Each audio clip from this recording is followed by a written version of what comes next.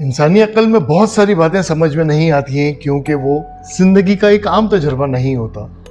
आज की dark story भी ऐसी है जिसको सुनने के बाद और आखिर में वीडियो क्लिप देखने के बाद आप भी सटपटा जाएंगे।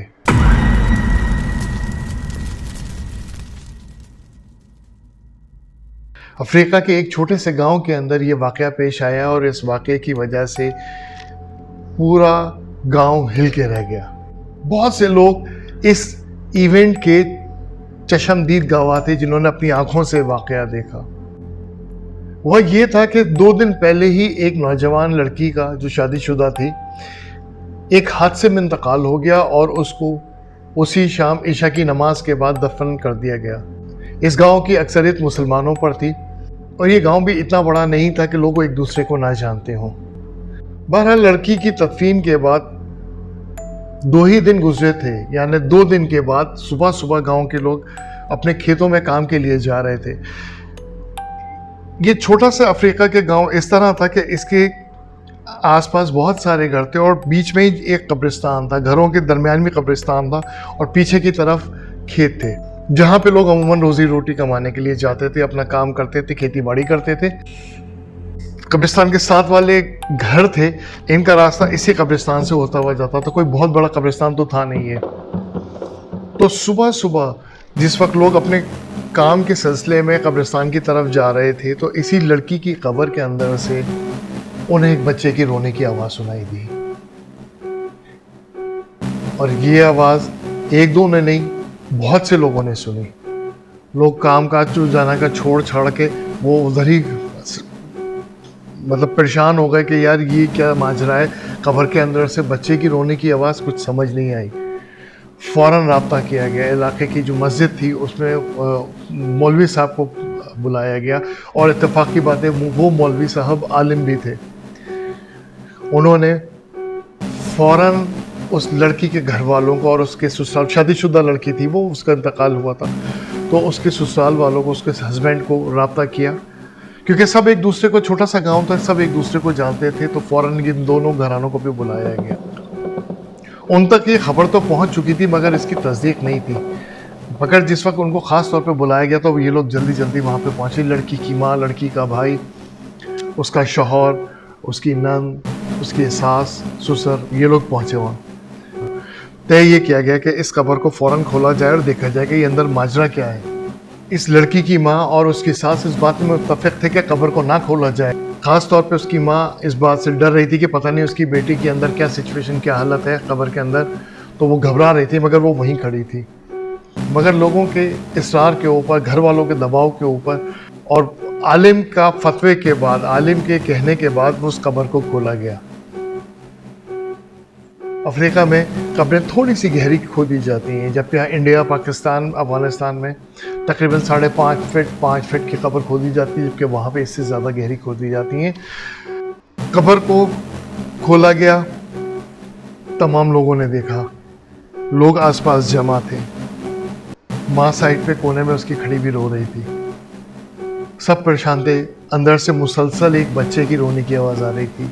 ये बच्चे की रोने की आवाज़ कब्र से आने से रुकी नहीं थी। उसके बावजूद भी बहुत सारे दिल धड़क रहे थे। लोग डर रहे थे कि पता नहीं अंदर अज़ाब कब्र हो रहा है या फिर अंदर किसी ने क्योंकि अफ्रीका में बहुत सारे जादू की वगैरह के मामलात होते हैं और नई कब्रों के अंदर अमूमन कोई ना कोई ऐसी कार्रवाई कर दी जाती है जिससे अफ्रीका के जादू वहाँ पे अमूमन रिपोर्ट होते रहते हैं। तो कब्र के अंदर किसी ने कहीं से कोई बच्चा ला के रख दिया है किसी की भेंट चढ़ाने के लिए, शैतान की भेंट चढ़ाने के लिए, क्या सिलसिला है।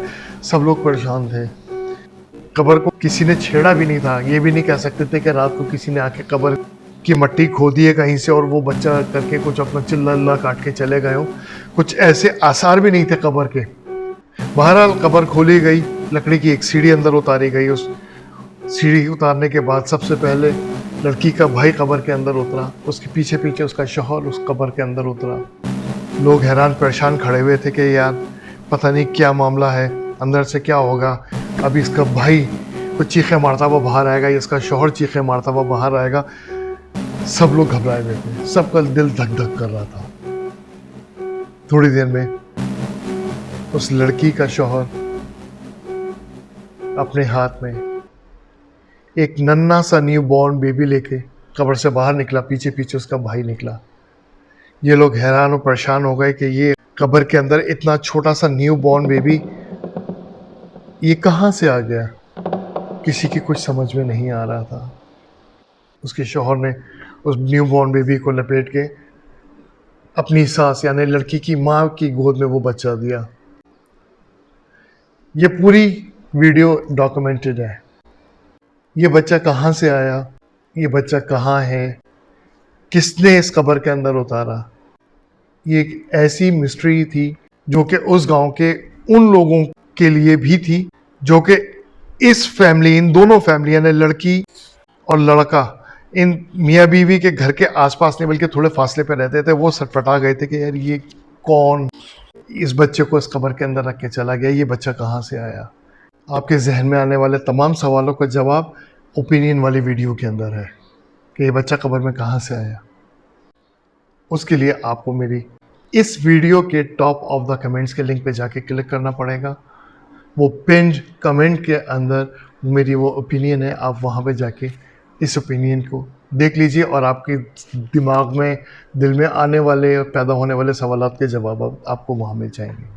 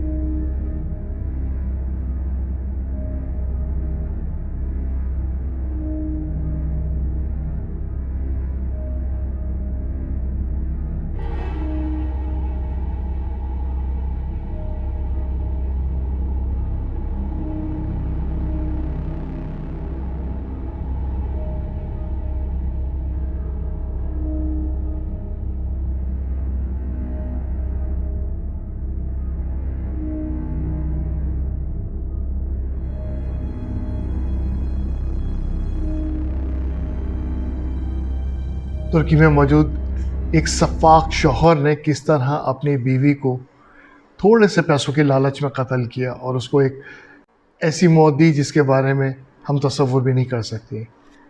उसने एक ही वक्त में 2 कत्ल किए थे। वो अगर आपने वीडियो देखनी है तो आप यहाँ क्लिक कीजिए।